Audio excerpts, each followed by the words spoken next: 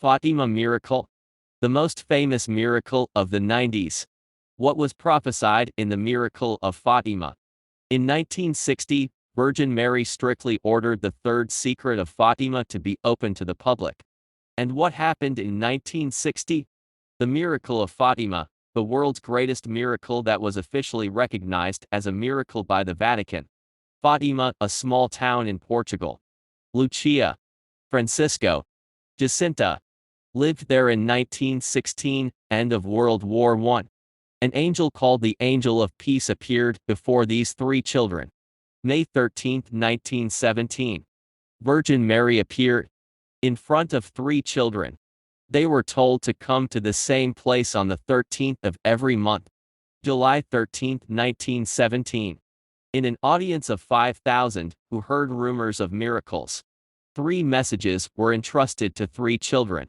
The first secret, a vision of hell. Our Lady showed us a great sea of fire which seemed to be under the earth.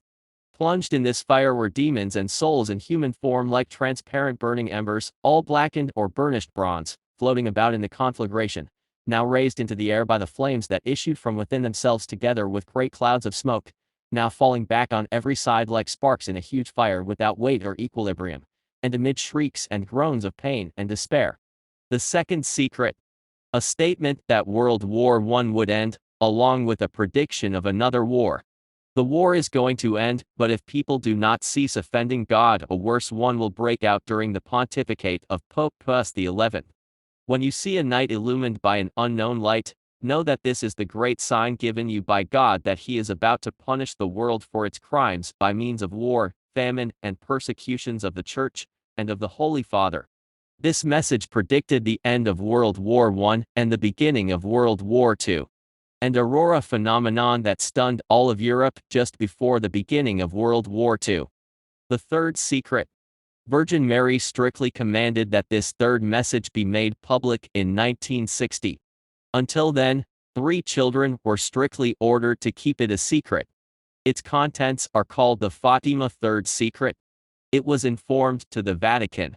But even after 1960, the Vatican did not publish it. It was finally released to the public in 2000.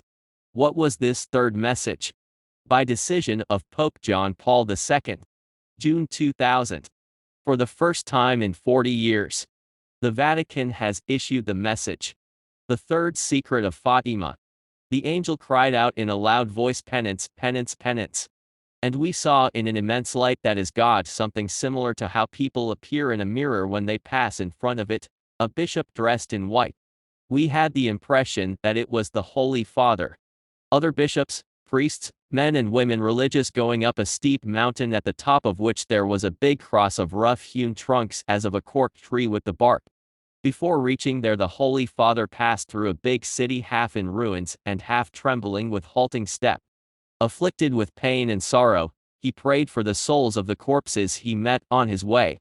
Having reached the top of the mountain, on his knees at the foot of the big cross, he was killed by a group of soldiers who fired bullets and arrows at him. And in the same way there died one after another the other bishops, priests, men and women religious, and various lay people of different ranks and positions. Beneath the two arms of the cross, there were two angels, each with a crystal aspersorim in his hand, in which they gathered up the blood of the martyrs, and with it sprinkled the souls that were making their way to God. The Vatican said the secret spoke of the 20th century persecution of Christians, leading to the failed assassination attempt of Pope John Paul II in 1981.